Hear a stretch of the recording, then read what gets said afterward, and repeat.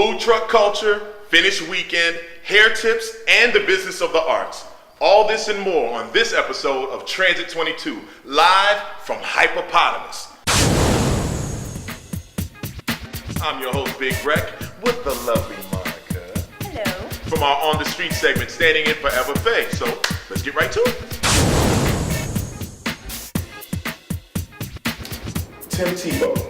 Okay, the acclaimed, the very popular football star, used to play for Denver, now he's a New York Jet. His famous Tebow move, you familiar with that? No, I'll show it. I'm Tebowing right now. That particular on-field celebration, it really to him is a sentimental thing, you know. Anytime he did a great thing, a touchdown or won a game, he just basically prayed. That was his moment just to pray. Well, it's become such a popular thing, kind of like planking. Okay. There's Tebowing, okay? Love it. He's put a patent on Tebowing. It's that popular. It's gotten to that point, you know. And I think it was a good move. I wish he would have done it a little bit sooner. It's never too late. You know, you could capitalize a little bit more. But you know, that's pretty much something that's very interesting in the movie. Well, on the calmer side, Okay. everyone's heard of Lance Armstrong. Yes. Unfortunately, at this time, he's being sued by his followers or participants of part of organizations, nonprofits or organizations he's been a part of. His followers are saying, "Give me back my money." Now. Want it back, man. You want it back. So hey, better luck next time. Yeah. Chosen Awards. What's that? You know about that? No. Oh, this is an incredible thing where people in the community are actually being awarded and being recognized for their gifts, their talents, and for the work that they've been doing.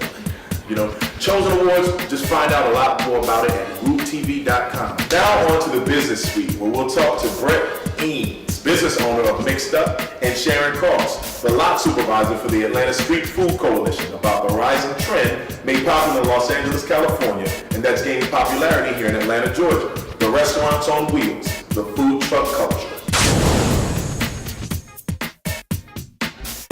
I got into it years ago in Los Angeles. I used to do a lot of work on food trucks, catering in Los Angeles.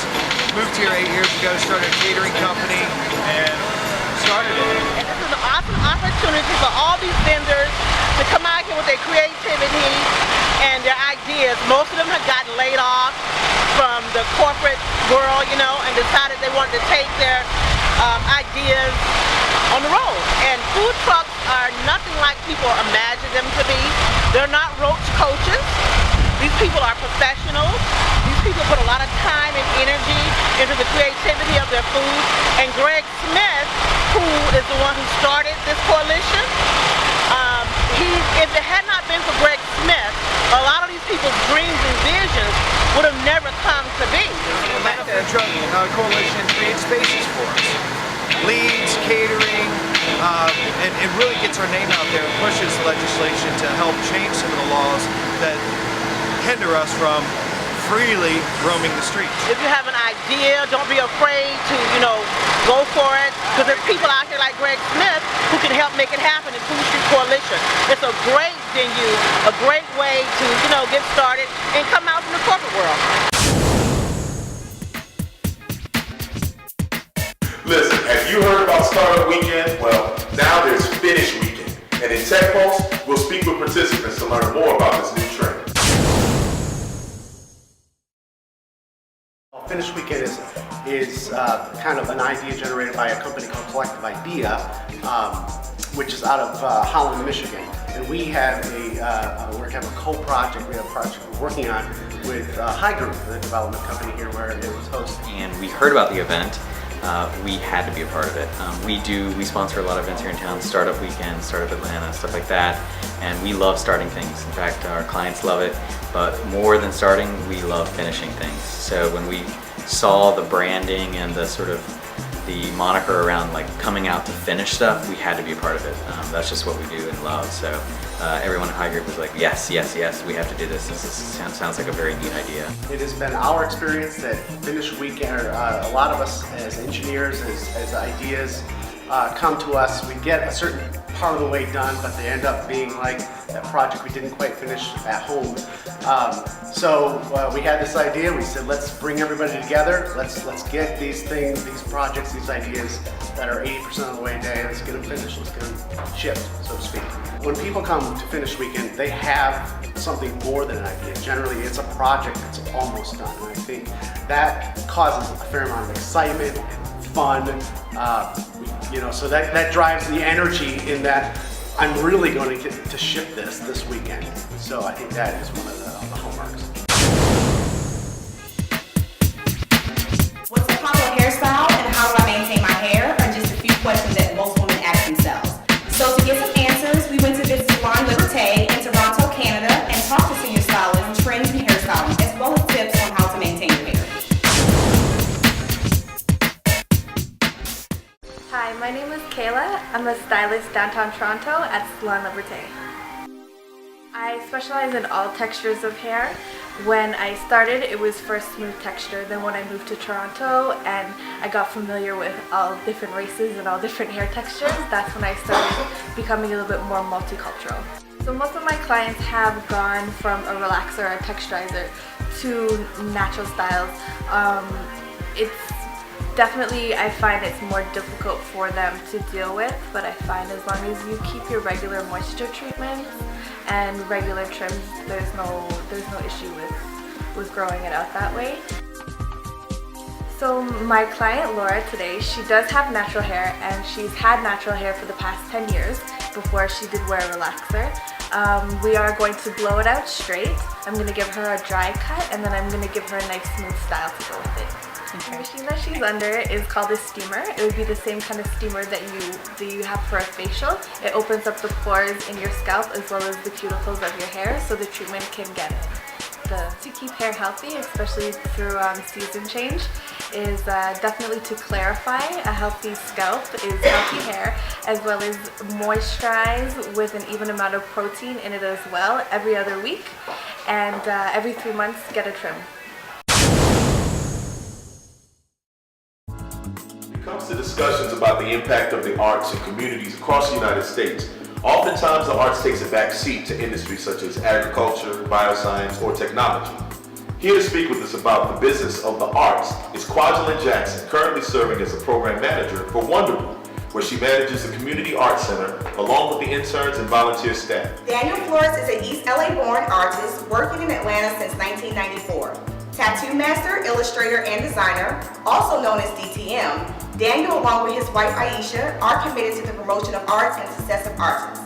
So we gave you a little bit of an introduction to Kwajelyn with Wonderwood, and I'd like to just ask a few things.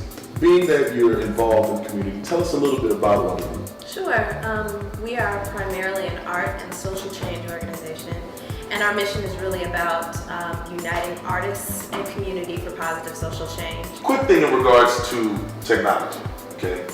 The art industry, the art field, a lot of hands-on, a lot of resources that are just used just on a regular basis. Now, in a digital age though, how does that transition work for you all? Sure. Well, I think we try to have a balance of both. We do have a digital media lab where people are able to pursue graphic design, video editing, Awesome. As well as a recording studio. But we also think there's value in kind of the craftsmanship of the, we have a dark room for black and white film developing. And so, we think that there's room for both, but also just, providing platforms for people to explore different ways they can present their work digitally. Awesome. And here is where our focus of the resources differ from what Wonderwood is doing. Because I am all for exposing the artists to different mediums and building up their skills and talent, but I'm also for finding out ways to how to monetize their talent. And one of the ways that is happening right now is, of course, the digital age of technology is devices, the internet, and beyond that is apps and that are going on. And we have, of course, Android. Windows is jumping out with a new operating system later on this month. Apple is gonna stay in the front, and RIM, BlackBerry is gonna try. Yeah, we're not gonna leave them out. We don't get that much love, right? But there's a lot of development going on, and so as a business person who's in the art and design aspect of business, we want to know what's going on, and we need to be in there. Because there's developers and there's companies putting in a whole lot of money into this stuff, and the way you look at it, and it's what you see on a device is designed by an artist. You may call them designers, you may call them graphic designers, and so on, but there's an artist. And so if we don't educate these artists, say, look, you already do digital art, now start working within this medium and then find a place where you can do those things. And there's a lot of hackathons here in Atlanta that I'm involved in, and when I go, there'll be 200 developers and me, one artist. And I will work with several teams, developing an application, developing a game or a website, and of course I get all the props for it. Cool. But it's like, where are all the other developers? Exactly. Where are the other artists? Right. Where are these artists?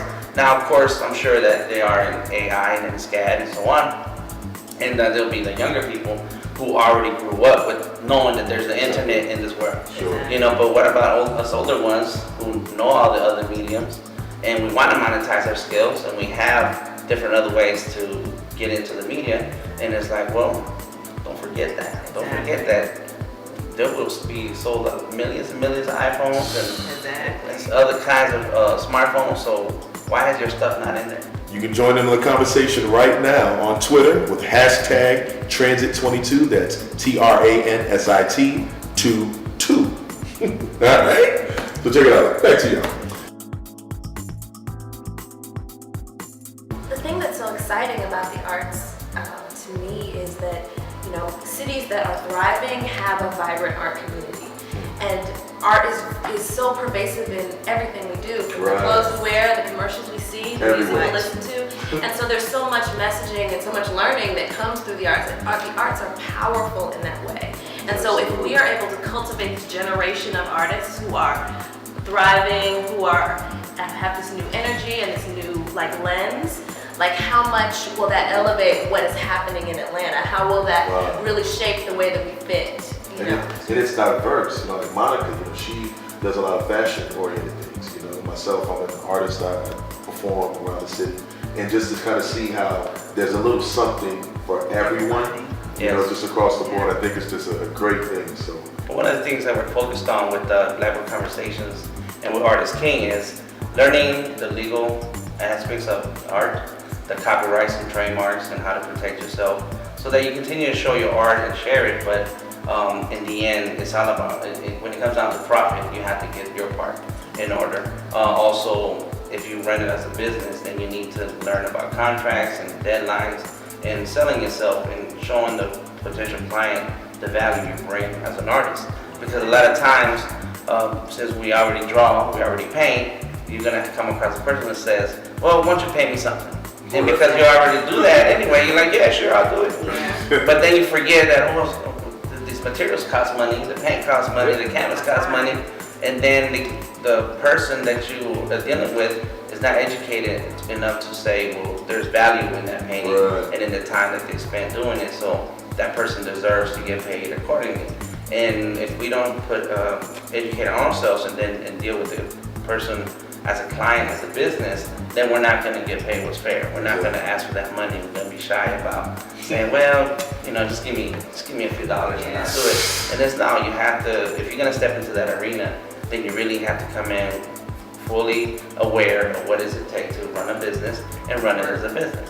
what are some of the challenges that you all face doing art and being so passionate about art in a society that's driven on commerce? Sure. Well, you know, as you mentioned the statistics earlier about, you know, how much industry and economic activity is driven through the arts, the funding is not balanced with that. Federal, local funding, that's really difficult in a city Atlanta's size. We have a very low amount of granted arts funding in comparison to other cities our size and larger. So that's something that's pretty difficult for an arts nonprofit.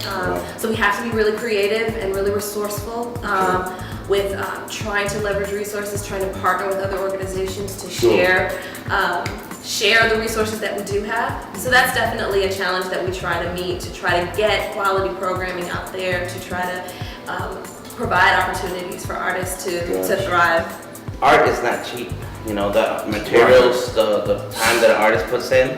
And so there's a big disconnect in between the profits that art brings in and what an artist actually makes, and then what an artist has to actually spend to produce that artwork. And so I think that sharing of the resources and us getting together to educate and elevate artists is gonna help balance some of that out. Because as we all know, the term, the starving artist. Absolutely. And that's a very terrible thing to face when you have a love for something that you want to do. Right. Awesome. Well, thank you so much, Daniel, Kwajelyn, for being here on behalf of myself and Monica. Your time is greatly appreciated. We don't take that lightly, especially in art. So thanks again for tuning in to Transit 22 on Root TV. I'm your host, BIGREC, co-host Monica, and thank you again for your time.